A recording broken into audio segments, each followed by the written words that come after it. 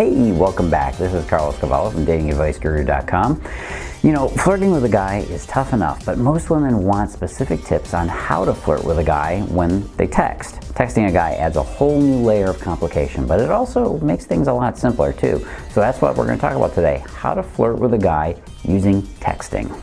Hey, before we start rocking and rolling with this list of things, I want you to make sure to, number one, like and subscribe to the videos. Number two, make sure you turn on the notifications, that little bell symbol, whatever it might be by now. And number three, leave me your questions and comments below so I know what to do my next video on. Think about it. When you text, it's like you get to say anything you want, and you know your whole message will be received on the other end, no interruptions or misunderstandings, right? When you text a guy, you get to plan what you say and say it right. When you text him, you can say things you might not even have the guts to say to him in person, which leaves a lot of room to be, flirty and suggestive and send sexy texts that will get him interested in you.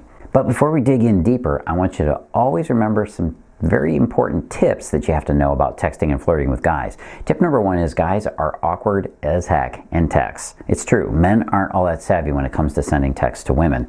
We're not even all that good sending texts to anybody, really. It's not incompetence, mind you. It's just that guys don't use texts to communicate very much. We use texting to share information and to coordinate things. You see, guys use texting for confirming dates and times. We use texting to send addresses and links to people.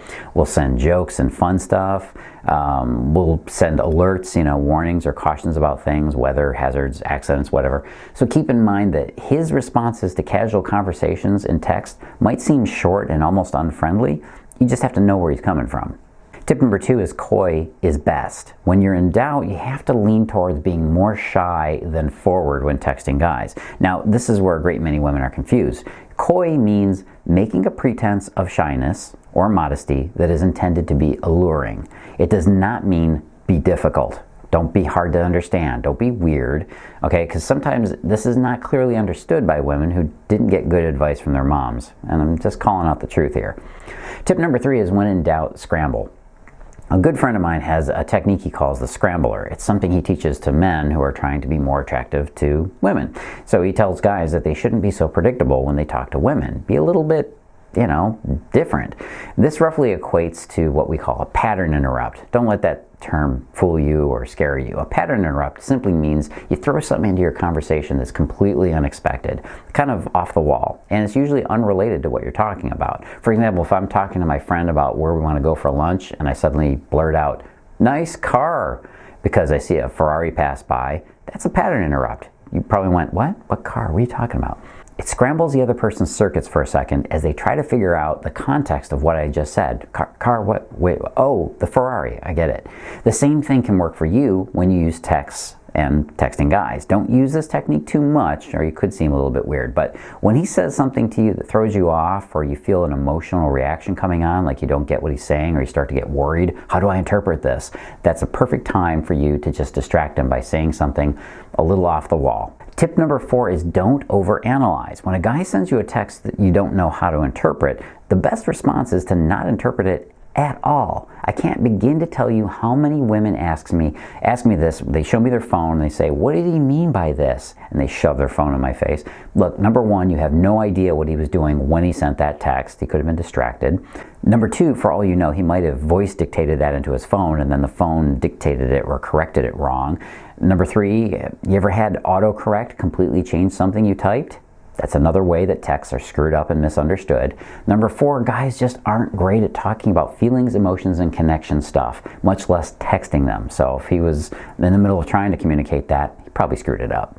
I could go on and on with this list. The essence of it is that you are far more likely to misinterpret something he says than you are to get the real meaning of it when it's in text. Don't fall into that overanalysis trap. It happens all the time, and it can only lead you to text something back to him that makes him go, "What the?"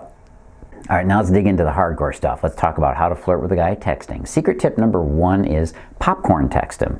If you've ever waited on a bag of popcorn in the microwave, you've probably gotten down to the end, where those last few are starting to pop, and you want to maximize the buttery goodness and avoid burning the popcorn in the process. So you listen for it to slow down and just hit the button to stop it because you can never time it right. Now, of course, there are always more popcorn kernels to pop if you want to wait, but you can't predict it. right? It's a little unpredictable. The same thing should be true for your texting. You want to surprise him a little with the timing. Give him a little bit of buttery goodness and then cut it off. If you normally text him at night, try during the day. If you normally text him during the day, try the early morning, so you're the first text that he sees. The point here is a certain level of unpredictability. You don't want him to think he can predict when you will text him next. The less he can guess, the better it's going to be for you, because you'll always stand out as a surprise to him. Secret tip number 2 is to switch your pitchers. In baseball, a pitcher will try different kinds of pitches and different speeds to throw off the guy who's at bat. When you text a guy, you want to switch up those pitches to make it difficult for him to predict what's going to happen. By pitch, I mean your texting style. Try a question as your first text of the day on Monday. Try a one-word curiosity text like amazing or gross on some other day of the week. If you just found yourself wondering if this was also to be a little bit unpredictable, you're starting to get the point. You don't want a man to think he's got you figured out. Early on in dating, you want him to be as curious about you as possible. Curiosity is the essence. Secret tip number 4 is stop being yourself. Now, I know the constant advice on the internet and the books and the magazines is that you should always be yourself. Everybody says that to you, right? And it feels good. I should be myself. But after a while of hearing this, you might start to wonder about it though. I mean, what does be yourself actually mean? The truth is that every person behaves differently in different situations. You can't not be yourself. Even when you think you might be putting on an act, it's still you. We change depending on who we're around. If you're in church, you've got your church persona. If you're in school, you've got your school persona. If you're with your kids, you've got your parent persona. When I ask people who they really are on the inside, I get a wide variety of answers. And the deeper you go, the more you discover about who you really are and who you really aren't. In reality, we're a bunch of different things to a bunch of different people. So be yourself.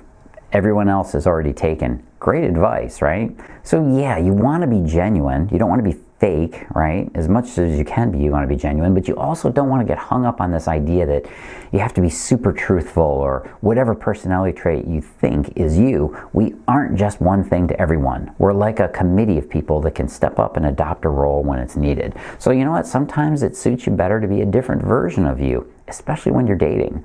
Step outside your usual boundaries of behavior every so often. It's not being fake or pretentious. It's just showing a diversity of your personality. Secret tip number 6 is show them your 3D. One of the things I ask women in my seminars and coaching is if they feel 2D or 3D. Like when you go to the movies, you can watch a movie normally, 2D, that's flat on the screen, but it still feels real, right? Or you can go see a movie in 3D when you have to wear special glasses that make the characters and action kind of pop off the screen at you.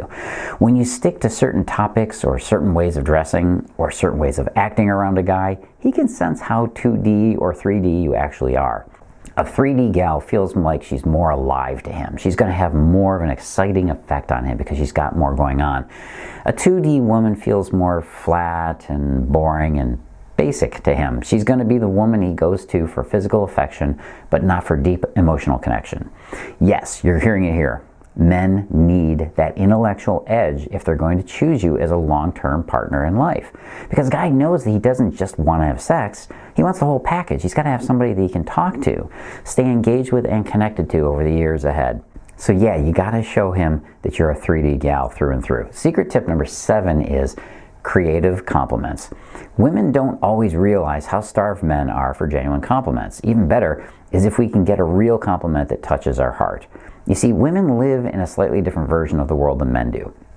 Let me explain on that. A woman is often held to a very explicit and understood role when it comes to how she has to interact with other women and other people and the world. She's expected to be nice, gentle, nurturing, agreeable, and accommodating, among other things, right? Well, yeah, even if these expectations are stereotypes, and many of them are, and they're not even fair, women are still held to a different standard for behavior. So for women, they may send out a lot of compliments to other women about their clothes or things that are happening in their lives. Now, a lot of women tell me that they sometimes question how sincere the other women are, but there's still those expectations that are placed on you to do that. When do guys get compliments? Typically never, unless it's from his mom or another woman. Of course, now you know why guys are so attached to their mom, besides the obvious. Men are starved for genuine compliments. We eat it up when we get them. In fact, what many women assume is a big ego is really a guy that's sending out a cry for help. He needs to be appreciated and recognized.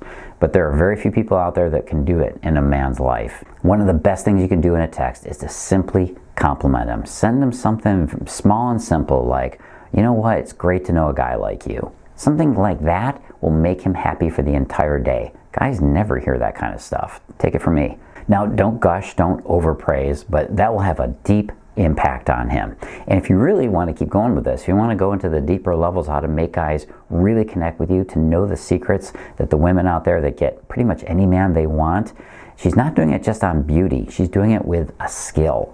And that's a skill that can be learned. If you want to find out more, go on over to, that's right, see that link below, datingfire.com/free. datingfire.com/free. I've got a great little ebook for you, a video, and some information on how to turn on that switch in a guy's head that makes him want you. And make sure before you run, hey, hang on, don't run. Before you run away, make sure you do the big three. Like and subscribe to the videos. Click those buttons now. And make sure you turn on notifications. You want to know when the next one comes out. And leave me your questions and comments in the section below so I can find out what you want videos on. Hey, this is Carlos. If you want the rest of this, I have the rest of the tips in the article. I don't have the time and space to be able to do it in the video, but you can get the complete gig over at datingadviceguru.com. And as always, live and love with passion.